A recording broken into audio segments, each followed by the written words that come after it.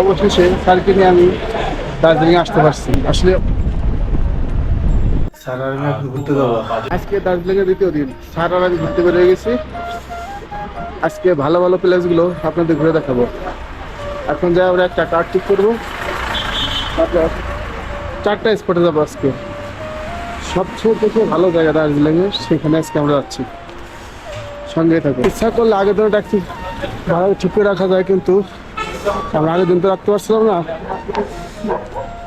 আজকে আমরা ট্যাক্সি ঠিক করবো।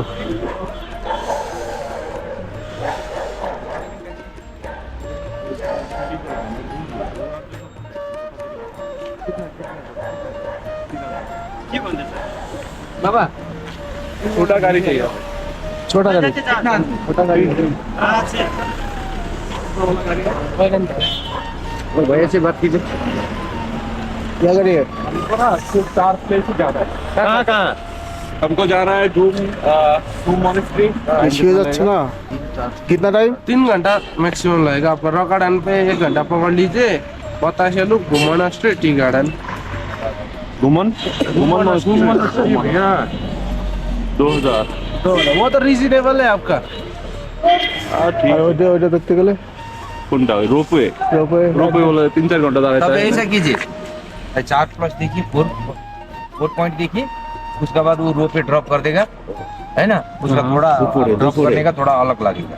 तो वैसे तो हम ऐसे भी आ सकते हैं ना फिर आने का वो टाइम में तो शेयर के गाड़ी मिलेगा, कितना पैसा है उधर से 15 रुपये। सिर्फ 15 हाँ, यहाँ आके शेयर মানে में आ লাস্ট টেনে সাইরে দেবে এখানে ওই লাস্ট টেনে আমাকে রোপওয়েতে সাইরে দেবে, তারপর উনি ওনার মতো ফ্রি, বুঝছো? ওটা কত করে শেয়ারে, যেটা কত করে পারে?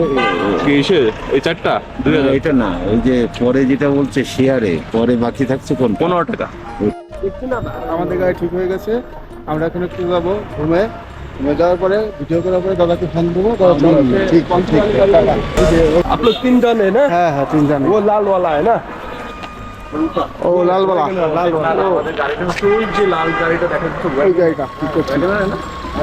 ওই গাড়িটা দেখা যাচ্ছে। অবশেষে স্যারকে নিয়ে আমি দার্জিলিং আসতে পারছি। আসলে অনেক কল্পনা ছিল স্যারকে নিয়ে দার্জিলিং একটু ঘুরতে যাবো, গ্যাংটক যাবো। গ্যাংটক কেমন যাওয়া হবে না?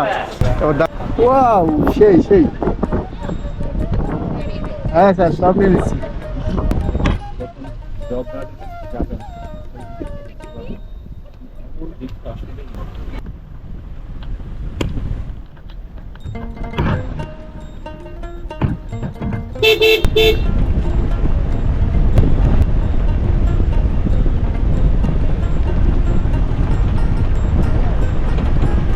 অরেঞ্জ টিকার এনে পাহাড়ি রাস্তা এতটাই যে খারাপ, আসলে না দেখলে বোঝা যায় না। টিকার এনে দেখুন, টিকার এনে ভিউটা দেখুন। আসলে আপনারা যদি ঘুরতে চান, ঘুরতে দেখতে চান, টিকার এনে না আসলে কিছু দেখতে পারবেন না। দার্জিলিং এর এতটা সৌন্দর্য আছে, আসলে বোঝা যায় না, ক্যামেরায় তো দেখা যায় না এত সম্পূর্ণটা। দেখুন, তারপরে চেষ্টা করতেছি একটু দেখানোর জন্য।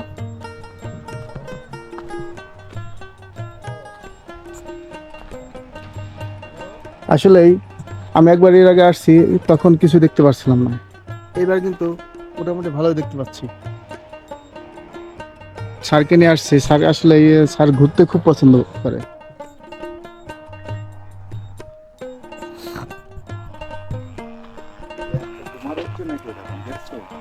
কি নিচের দিকে আসলে হ্যাঁ, একাই তো ঠেলে ঠেলে নিয়ে যেতেছে, তাই না? আর নিচের দিকে হাঁটার সময় কিন্তু একেবারেই মানে হাঁটাই লাগে না বললে চলে, এমনিতেই ঠেলে ঠেলে নিয়ে যায়। মনে হয় জ্যামের ভিতরে আছে, ঠেলতেছে আমাদেরকে।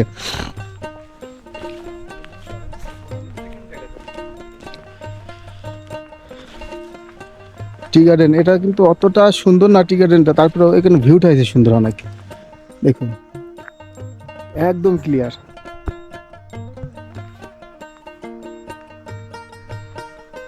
ভালো কিছু যদি দেখার ইচ্ছা থাকে তাহলে দার্জিলিং চলে আসুন। আসলে আমরা বাংলাদেশ ঘুরে ততটা ভালো কিছু দেখতে পাই না। এইখানে আসলে বোঝা যায় যে আমাদের বাংলাদেশে কি আছে আর ইন্ডিয়াতে কি আছে। ইন্ডিয়াতে কি আছে বলতে ওটা ভুল, দার্জিলিংয়ে কি আছে।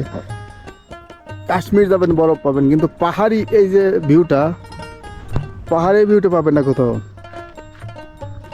চলে আসুন, একবার ঘুরে যান দার্জিলিং।